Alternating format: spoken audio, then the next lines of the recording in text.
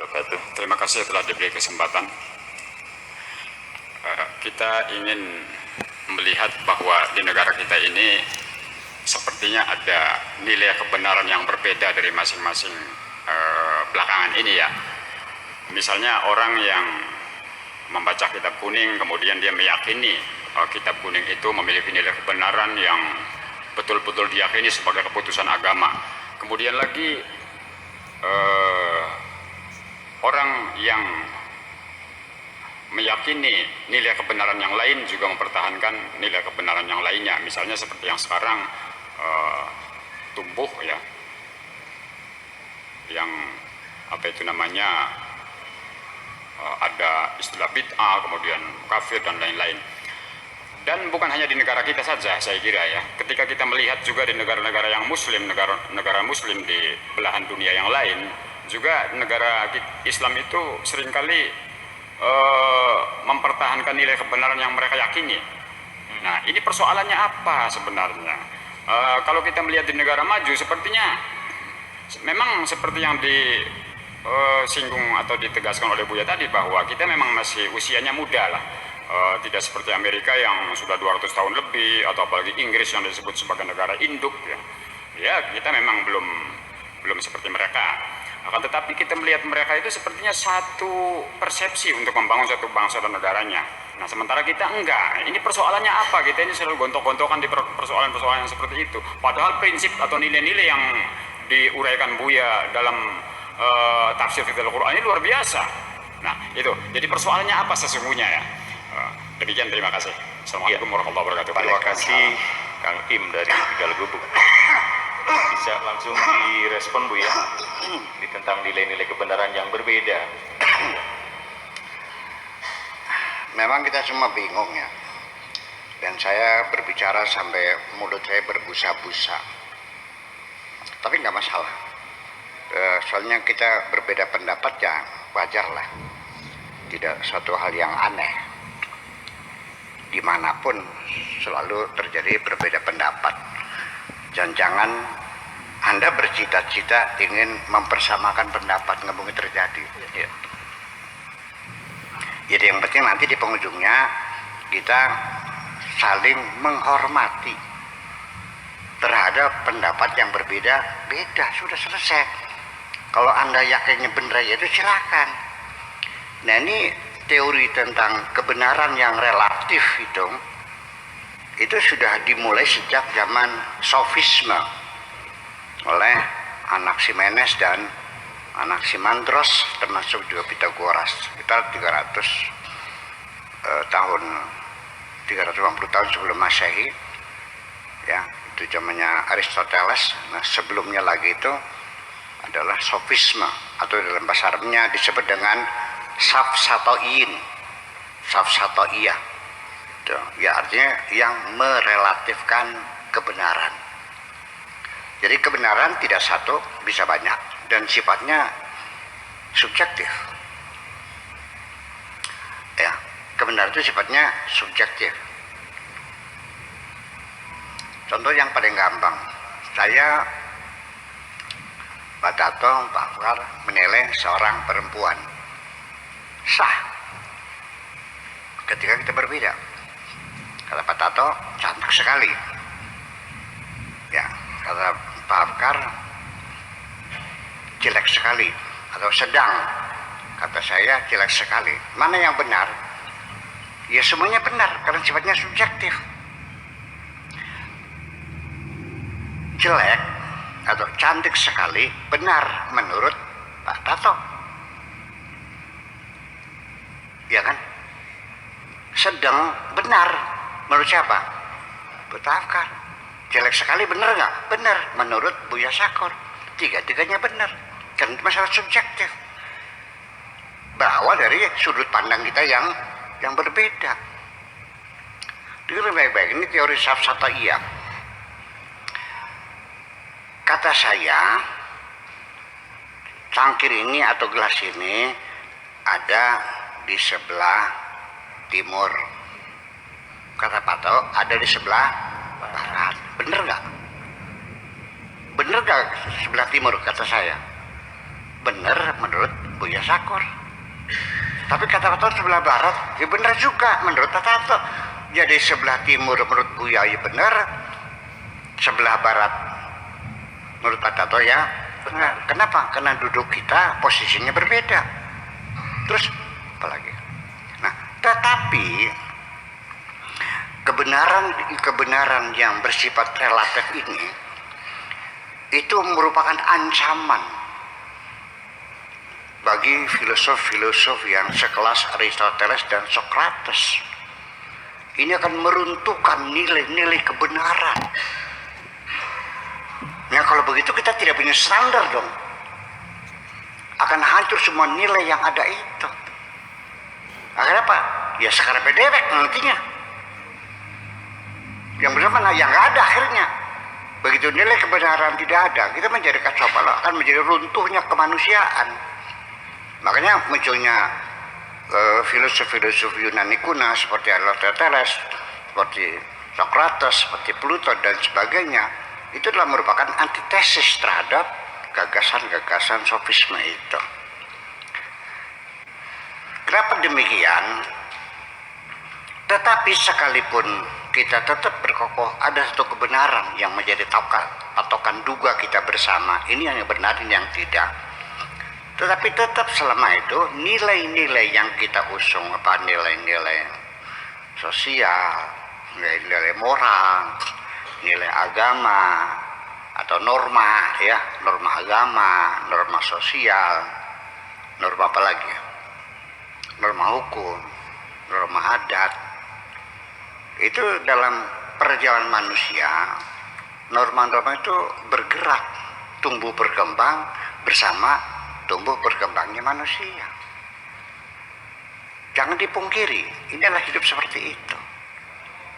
Ya, norma kita dulu, norma sosial dalam bermasyarakat. Istrinya kiai itu pakai kain tapi sinjang, bajunya kebaya, betul nggak?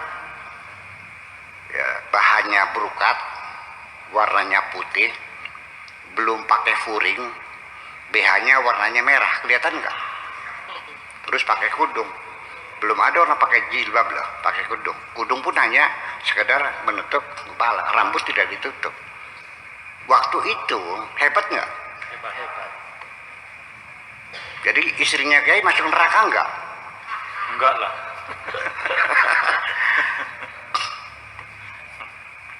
Di Indramayu,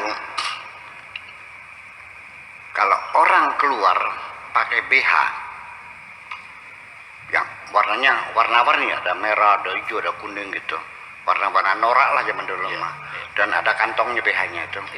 Itu pakaian dipakai untuk keluar ke pasar mana-mana. Itu sudah hebat. Karena yang lain nggak pakai BH. Betul nggak? Tinjungan. Nah, itu. Kemudian nilai-nilai etika ya, norma susila dan sebagainya. Kalau mungkin di Jawa Timur tuh kurang sopan kalau seorang santri ngadap kiai pakai baju tangan pendek kan, Iya. melakukannya kok ngesot kan, ya saya usir, keluar lagi, balik lagi, nggak usah ngesot, saya bukan feodal kok. Jadi ini itu bergerak dan tumbuh berkembang. Iya, nanti anak-anak kita cerdas akan serta-merta akan menolak feodalisme itu. Ya, semakin kita menurut kemerdekaan menolak, ngapain kita? Ya, hormat kita kepada Allah aja lah. Kepada sesama kita mah kerja sama aja. Itu kan sudah yang sekarang mungkin masih dianggapnya masih tabu ya. Betul nggak? Iya. Ya iya. Sehingga apa yang saya sampaikan di sini dengan santri saya, itu beberapa orang di daerah Pasundan itu banyak berbisik-bisik dan saya menangkap dan saya catat. Pokoknya apa yang dikatakan orang, apa yang dilakukan orang, itu semuanya saya catat tuh sebagai pelajaran-pelajaran. Kari ningali Santri. pengasuh nama ajengana hebat. Dia iya santrinya tegang moral. Iya betul, masih ada. dianya mah hebat, tapi nggak mendidik santrinya berakhlak. Masa keluar masuk seenaknya aja begitu, nggak ada tata tertibnya. Itu kan nilai-nilai budaya yang ada. Dihormati nggak? Tetap. Ya dihormati dong. Iya, ya. Makanya itu terus berkembang. Ekonomi, budaya, sosial, semuanya berkembang. Jadi nggak ada yang namanya final selamanya itu. Termasuk juga hukum. Nah, salah satunya di dalam Al-Quran dikatakan wallati takhafuna nusuzahunna fa'iduhunna wahjuruhunna fil madaji' wadribuhunna.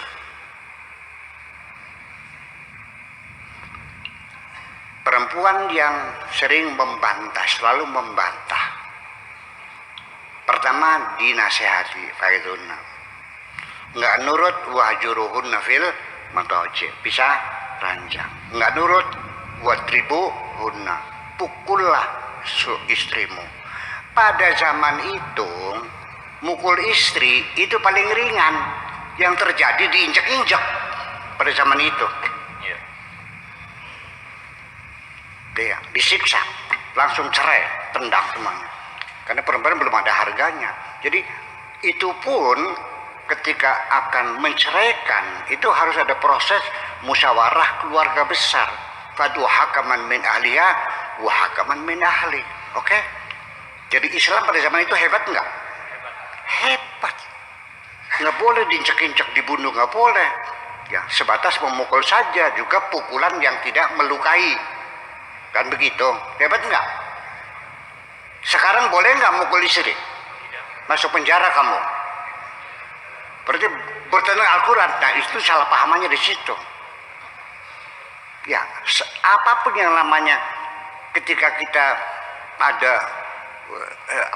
kualitas hidup kita semakin meningkat, semakin menghormati kemanusiaan.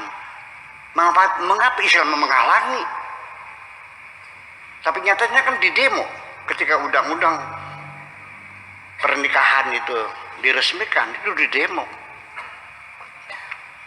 Karena negara mengambil alih, sekalipun kitab kuningnya memperbolehkan mana perempuan di bawah umur, bahkan lahir hari ini itu sah dikawinkan boleh.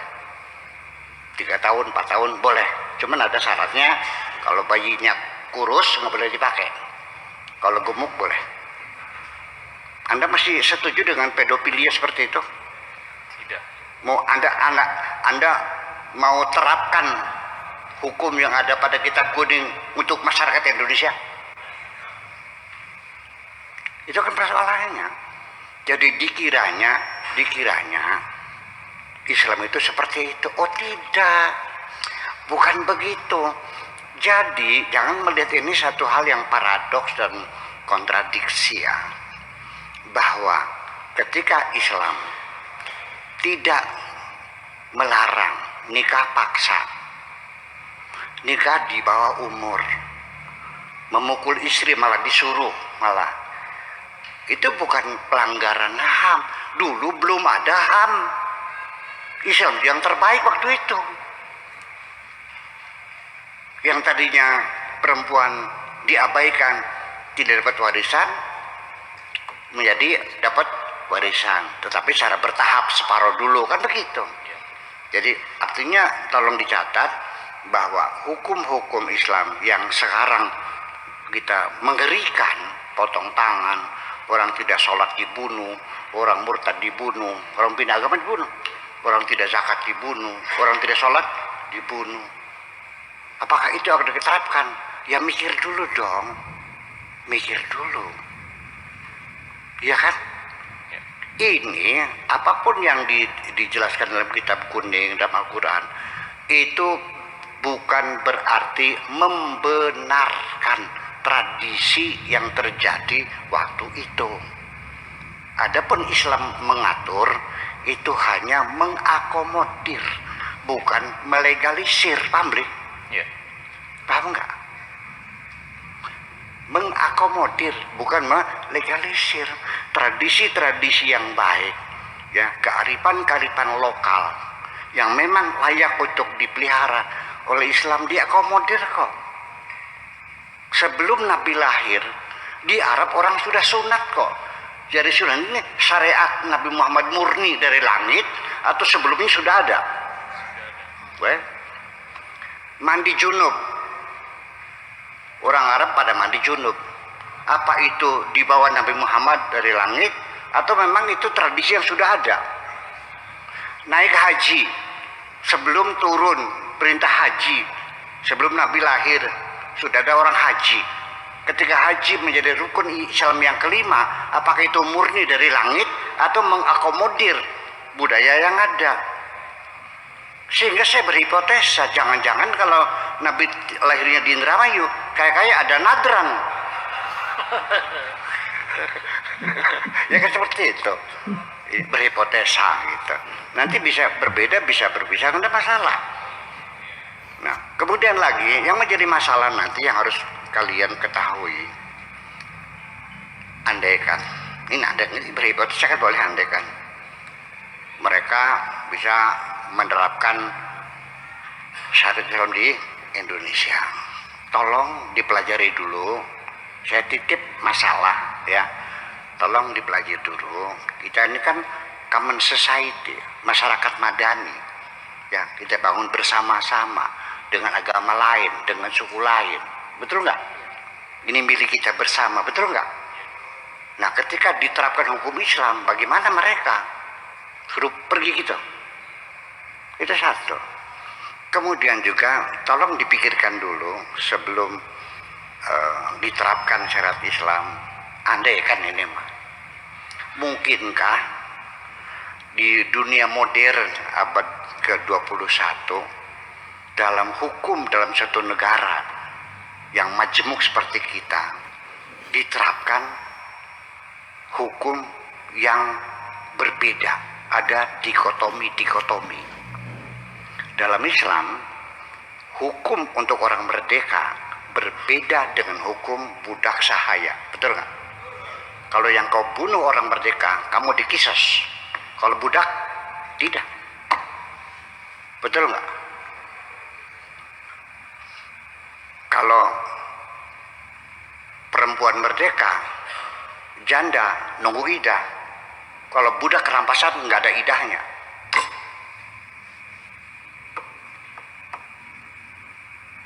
Hukum laki berbeda dengan hukum perempuan. Muslim dan non-muslim hukumnya berbeda. Mungkinkah ini diterapkan?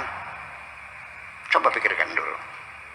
Saya tidak mengambil keputusan, tapi saya minta tolong pikirkan.